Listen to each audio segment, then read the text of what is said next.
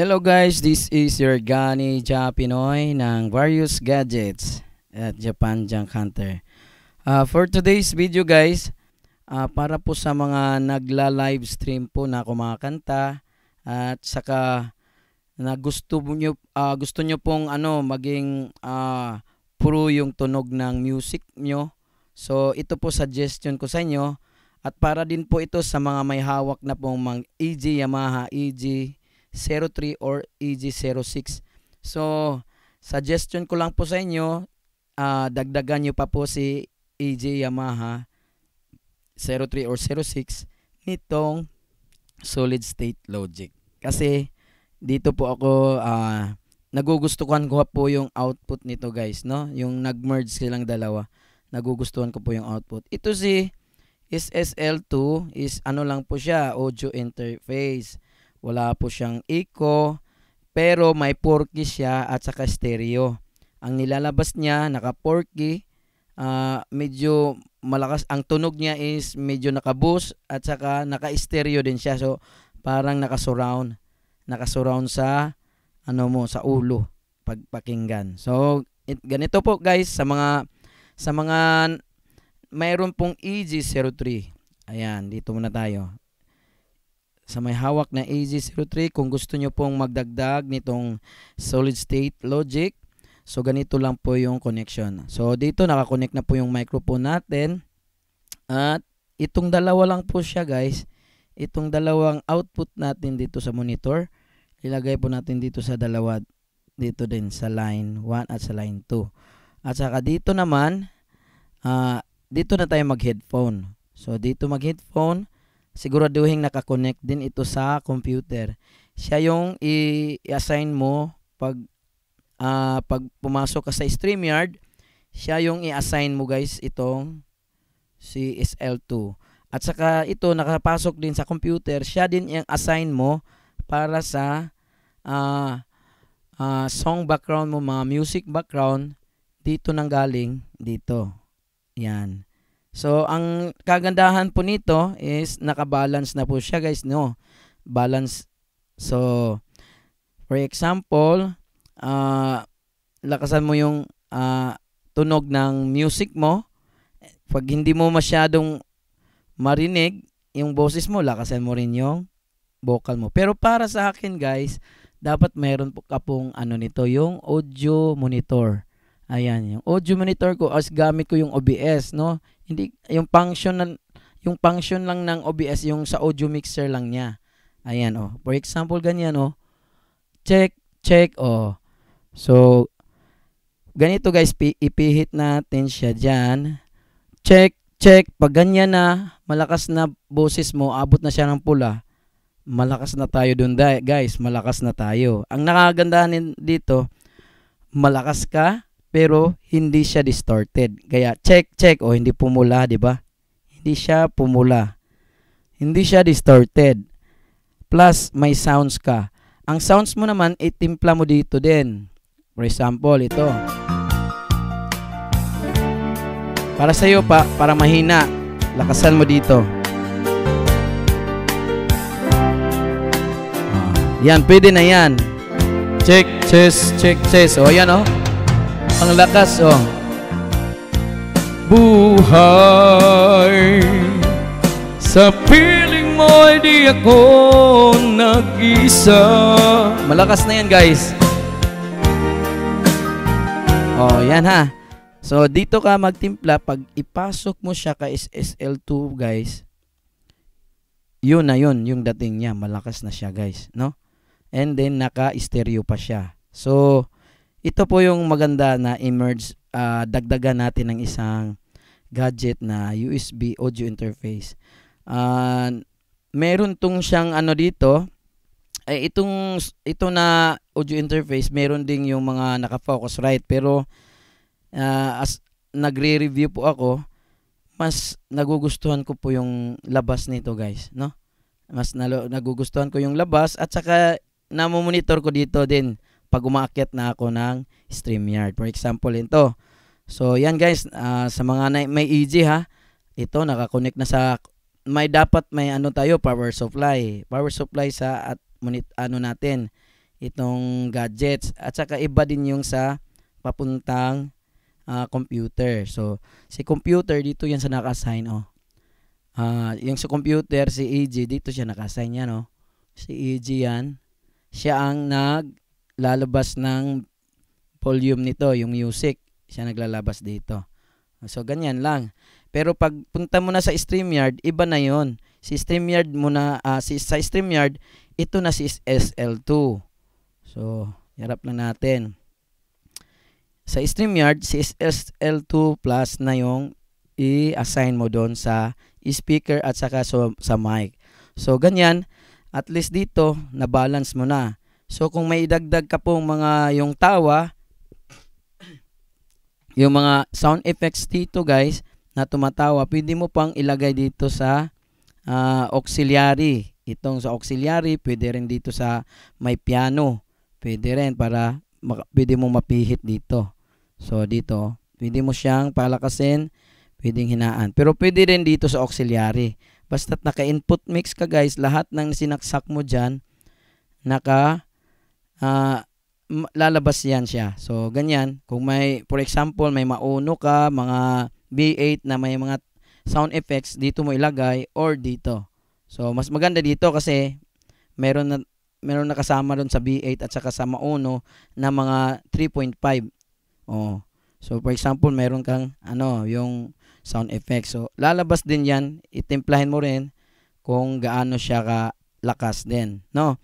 And then, dito, at least, nakita mo na dito yung timpla ng vocal at saka yung background music mo dito sa ating audio mixer.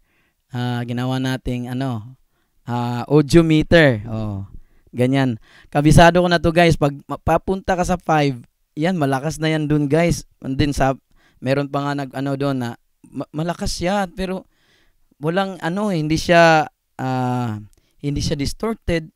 Malakas ang dating. So, ganyan siya guys.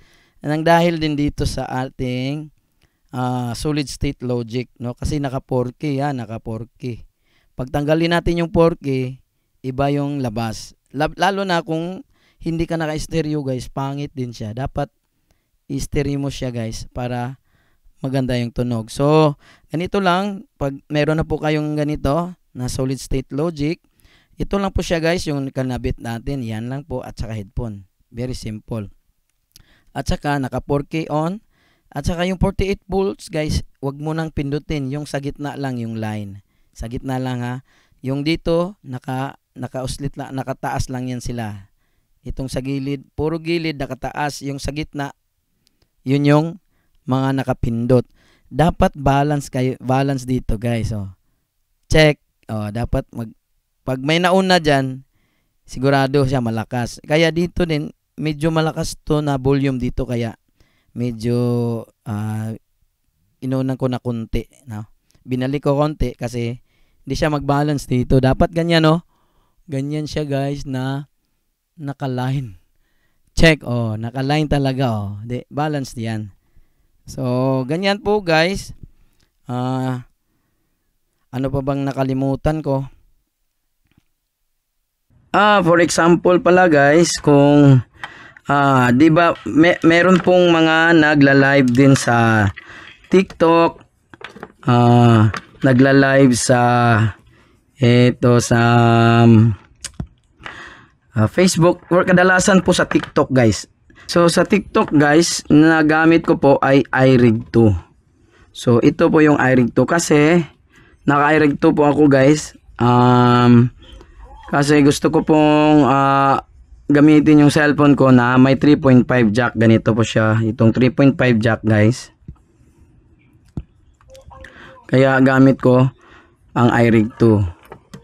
Sa TikTok guys sa TikTok. So ang ginagawa ko guys, yung output naman nito guys. Yung output nito. Ito siya. So output nito, iko mo natin. Dito guys, oh, yung output dito. Ito yung output. Yan. Check. Check.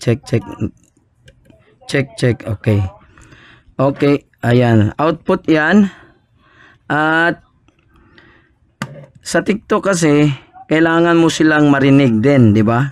Kailangan mo silang marinig pag nagsasalita lang kayo, walang kumakanta.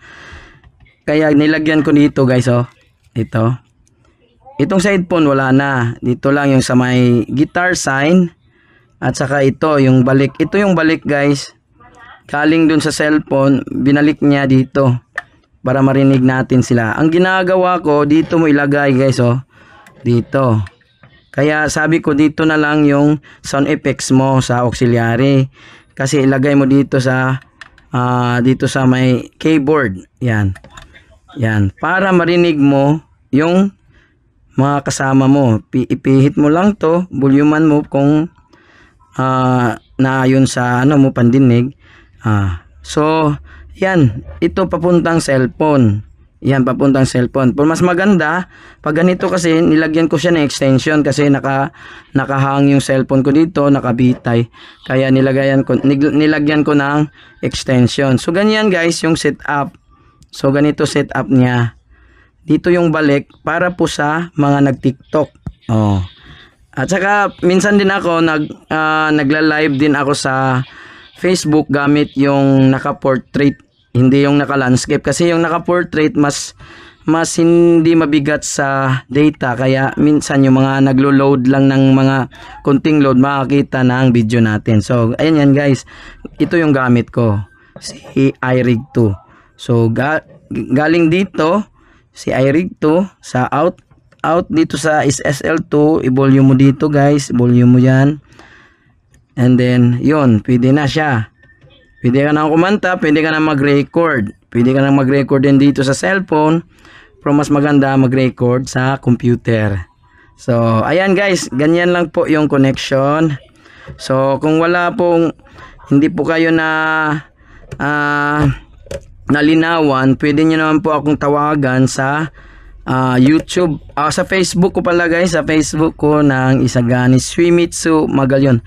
So ilagay ko na lang, mag-comment lang kayo guys para mabigyan ko kayo ng link sa Facebook ko para pwede nyo akong tawagan at doon tutulungan ko kayo kung paano natin siya i-set up, no? Kung sakali man na meron na po kayong ganitong gadget. So SSL 2 Plus solid state logic, yan, audio interface.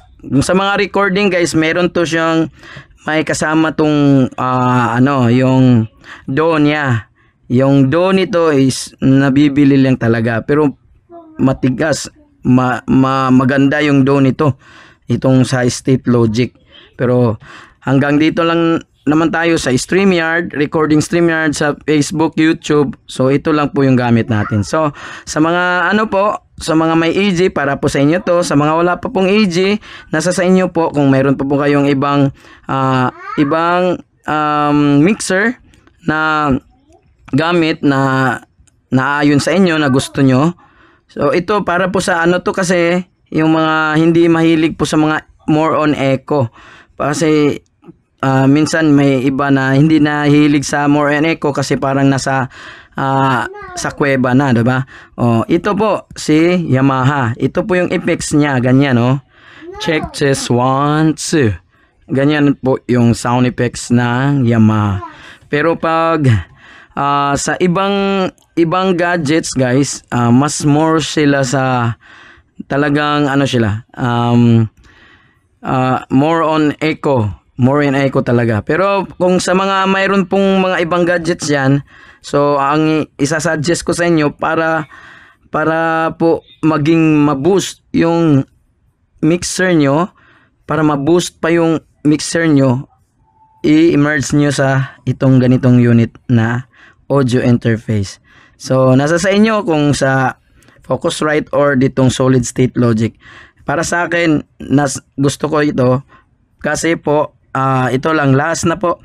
Kasi kung nandun ka na sa StreamYard, andyan sa gitna yan. Pag sa gitna po itong monitor mix, naririnig mo sila. Kung nandun ka na sa StreamYard, naririnig mo sila, naririnig mo sarili mo. And then kung kakanta na sila and then gusto mong kakanta na sila, mag-mute tayo dun sa StreamYard and then gusto mong mag-practice, dito lang siya guys. Ipihit mo lang dito sa input, diyan sa pinakababa. hindi mo na sila marinig, pwede ka na mag-practice. Yan.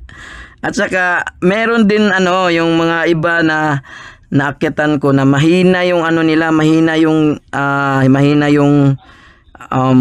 audio nila. So ito nakatulong din. Talagang gusto ko siyang marinig talaga. Ipihit ko naman dito. Yung boses ko naman ang hindi ko marinig masyado, pero naririnig ko na siya. I-control mo lang pag ganyan, wala ka nang marinig sa boses mo. Kontrolin mo lang dito. Kaya minsan kung gusto minsan din ko kumakanta ako and then may nag-adlib, at least hindi pag dito kasi hindi mo na talaga sa marinig. Ko lang diyan sa mga 10 o'clock, so naririnig ko pa rin sila konti lang, narinig ko sila konti. Pero more on sa akin. Pag kumakanta na ako guys, para more clear, very clear talaga yung narinig mo sa tugtugan, sa kanta at saka yung boses mo. For example, ganito. Kapag kapiling ka, sinta, sa piling mo ay mayroong buhay. Yan lang guys, baka makapiright tayo niyan. Wala pa naman si Bing Rodrigo. Sige guys, gano'n na lang po guys. Mga suki natin dyan, yung sa mga nag-uumpisa pa lang po, for sure natulong po ito sa inyo. At saka sa din guys, meron din sa mga kaibigan natin dyan na mahilig talaga sa kanta, maganda boses. So piliin nyo po yung gadgets para sa inyo, para po sa masiyahan kayo po sa gadgets nyo guys, no? Kasi maganda boses nyo and then yung gadgets nyo naman is bitin kayo. So piliin nyo talaga guys kung anong nararapat sa boses nyo, nararapat na gadgets nyo. May kamahalan nga lang guys, pero ito ay stable na po. Ito sa akin, ito na po yung the best para sa akin. So guys, this is your Gani Japinoy. Hindi nyo ako nakikita kasi nag-vlog lang po ako. Nilagay ko lang dito sa ulo. Lahat nakalagay lang po sa natin dito sa nakatutok lang po sa mga gadgets natin guys. So guys, yan, hanggang dyan na lang po siguro tayo. Maraming salamat, more support, please like and share. Thank you, maraming salamat.